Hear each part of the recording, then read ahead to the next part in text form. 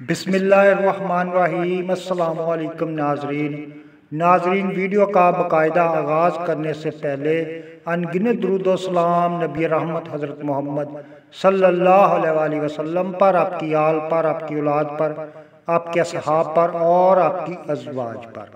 ناظرین، ہمارے آج کے ویڈیو کا موضوع ہے اعصابی کمزوری اور دماغی کمزوری کا علاج۔ آج کے ویڈیو میں آپ دوستوں کے ساتھ اعصابی کمزوری اور دماغی کمزوری کا علاج بتاؤں گا قانون مفرد اعضاء کے ذریعے، کیونکہ قانون مفرد اعضاء میں کوئی بھی اگر بیماری ہے تو اس کا علاج جو ہے وہ بہت ہی آسان ہو جاتا ہے۔ وہ کس لیے آسان ہوتا ہے؟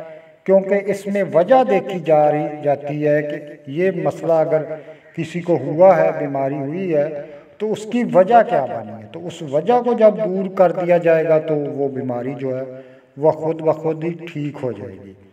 تو پیارے دوستو، 3 تحریکیں ہوتی ہیں قانون مفرد اعضاء کے مطابق، 3 تحریکیں ہیں اور 3 ہی اعصابی کمزوری اور دماغی کمزوری کی الگ الگ وجوہات ہیں۔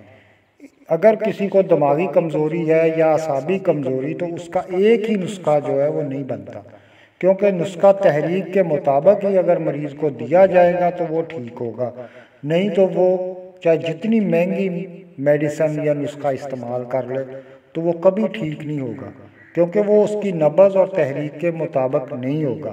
تو یہی خاصیت ہے قانون مفرد اعضاء کی کہ یہ تحریک کے مطابق اس میں نسخہ جو ہے وہ تجویز کیا جاتا ہے، اور وہ نسخہ خود بتاتا ہے اگر کوئی اس کو استعمال کرے کہ مجھ میں کتنا دم ہے۔ تو لہٰذا آج کا ویڈیو اینڈ تک لازمی دیکھیے گا، اور جو ناظرین نئے ہمارے چینل پر اور ابھی تک ہمارا چینل سبسکرائب نہیں کیا، سب سے پہلے تو چینل کو سبسکرائب کر لیں اور ساتھ دیے گئے بیل آئیکن کے بٹن کو بھی لازمی پریس کر لیں، تاکہ جو بھی ہمارا نیا ویڈیو آئے وہ نوٹیفیکیشن کے ذریعے سب سے پہلے آپ تک آسانی سے پہنچ سکے۔ پیارے دوستو، 3 تحریکیں ہیں جیسے کہ میں نے آپ کو بتایا۔ تو آج ہم لوگ آپ کو عضلاتی تحریک میں جو اعصابی کمزوری ہو جاتی ہے یا دماغی کمزوری ہو جاتی ہے، اس کا علاج بتائیں گے۔ دوستو، عضلاتی تحریک کا مطلب ہے خشکی والی تحریک۔ اگر جسم میں خشکی آ گئی ہے، دماغ میں خشکی آ گئی ہے، تو اس کی وجہ سے جو ہے وہ اعصاب بھی اکڑ جاتے ہیں اور دماغ بھی جو ہے وہ کمزور ہو جاتا ہے، خشک ہو جاتا ہے۔ تو انسان کو، مریض کو کچھ پتہ نہیں چلتا کہ وہ دماغ سے کیا کر رہا ہے۔ کام کہیں پہ وہ بیٹھا ہوا کر رہا ہوتا ہے، لیکن دماغ اس کا کبھی کسی شہر میں ہوتا ہے، کبھی کہاں ہوتا ہے، کبھی کوئی کام میں، کبھی وہ سفر میں بھی ہوتا ہے، تو دماغ اس کا پتہ نہیں کیا کیا کر رہا ہوتا ہے۔ تو یہ خشکی والی تحریک ہے، اور اس کی وجہ ہے قانون مفرد اعضاء کے مطابق جگر کی خشکی۔ جب جگر میں خشکی آ جاتی ہے تو جگر جو ہے وہ خشکی کی وجہ سے، تیزاب کی وجہ سے جو ہے وہ اپنا کام چھوڑ دیتا ہے، اور اس کی وجہ سے معدے پہ بھی اثر پڑتا ہے، گیس وغیرہ بننا شروع ہو جاتا ہے۔ تو دماغ بھی کمزور ہو گیا، پٹھے بھی اکڑ گئے، سخت ہو گئے، تو دردیں بھی جسم میں شروع ہو گئیں، اعصابی کمزوری بھی ہوگی۔ تو مریض جو ہے وہ ہر طرح کی میڈیسن استعمال کرتا ہے، کبھی وہ گرم استعمال کر لیتا ہے، کبھی وہ ٹھنڈی میڈیسن استعمال کر لیتا ہے، لیکن اگر تحریک کے مطابق اس کو میڈیسن دی جائے گی تو وہ چند دنوں میں ہی ٹھیک ہو جائے گی۔